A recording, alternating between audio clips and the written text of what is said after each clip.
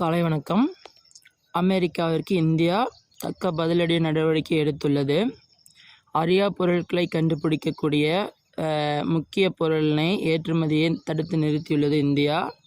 அத்துடன் அமெரிக்காவிற்கு செல்லக்கூடிய அனைத்து பொருட்களையுமே இந்தியா நிறுத்தியுள்ளது.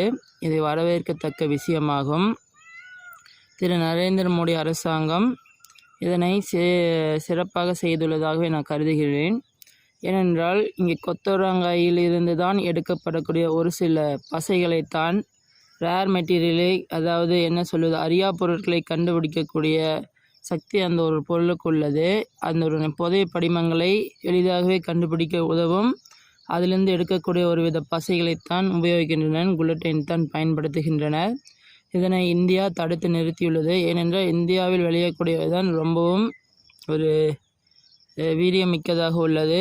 அதனை தடுத்து நிறுத்தியுள்ளது. அத்துடன் பார்த்தீர்கள் என்றால் ஒரு சில பொருட்களையும் மருந்து பொருட்களையும் இந்தியா நிறுத்தும் என்று எதிர்பார்க்கிறேன் கூடிய விரைவில். காரணம் என்னவென்றால் அமெரிக்கா கடந்த ஒரு ஆண்டுகளாக குறிப்பிடும்படியாக நமது டொனால்ட் ட்ரம்ப் அவர்கள் எப்பொழுது பதவி ஏற்றாரோ அதிலிருந்தே முட்டாள்தனமாக ஒரு ஆட்சியை செய்து கொண்டிருக்கிறார். என்ன பேசுகிறோம் என்றே தெரியாமல் அங்கு ஆட்சி செய்து கொண்டிருக்கிறார். வரி மேல் வரி என்று கூறிக்கொண்டு உள்ளூர் மக்களுக்கு வரியை போட்டுவிட்டு இங்கே நாங்கள் உங்களுக்கு வரி போடுகிறோம் என்று வெளியே மார்த்தட்டி பேசி கொண்டிருக்கிறார். இது உள்ளூர் மக்களுக்கு தான் பாதிப்பு ஏற்பட்டுள்ளது.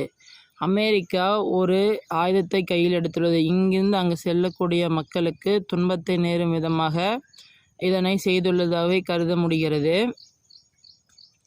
இது சொல்லப்போனால் உள்ளூர் துரோகிகளுக்கு தான். ஏனென்றால் இந்தியாவிலேயே பல தொழில்நுட்பங்களை வளர்க்கலாம், ஆனால் இங்கிருந்து வெளிநாட்டுக்கு சென்று விடுகிறார்கள்.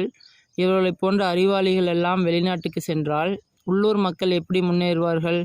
உள்ளூர் நாடு எப்படி முன்னேறும்? அதனை கருத்தில் கொள்ளாமல் அனைவருமே நாடோடிகள் போல் அமெரிக்காவிற்கு சென்று விடுகின்றனர். இதனால் அங்கிருக்கும் உள்ளூர்வாசிகளே பாவம் பிச்சை எடுத்துக்கொண்டு ரோட்டில் திரிந்து கொண்டிருக்கிறார்கள். இவர்கள் ஐடி, மருத்துவம் போன்ற துறைகளை சார்ந்தவர்கள் அங்கு ஓடிவிடுகிறார்கள். அதனுடன் நாட்டுக்கு துரோகம் செய்பவர்களும் அமெரிக்காவிற்கு சென்று விடுகிறார்கள். இதன் தாக்கமாக இந்தியாவில் வளர்ச்சி பாதிக்கப்படுகிறது. இங்கே படித்துவிட்டு அங்கே செல்கிறார்கள். இது எந்த விதத்தில் நியாயம்? நம் நாட்டிலேயே நிறையா சம்பாதிக்கலாம், இது தெரியாமல் அங்கு ஓடி ஓடி சென்று விடுகிறார்கள். இது நியாயமல்ல. ஒரு விதத்தில் அமெரிக்கா எடுக்கும் நடவடிக்கையை வரவேற்கத்தக்கது, ஒரு விதத்தில் தீயமையும் கூட.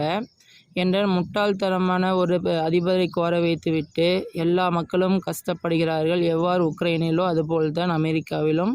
இதனை புரிந்து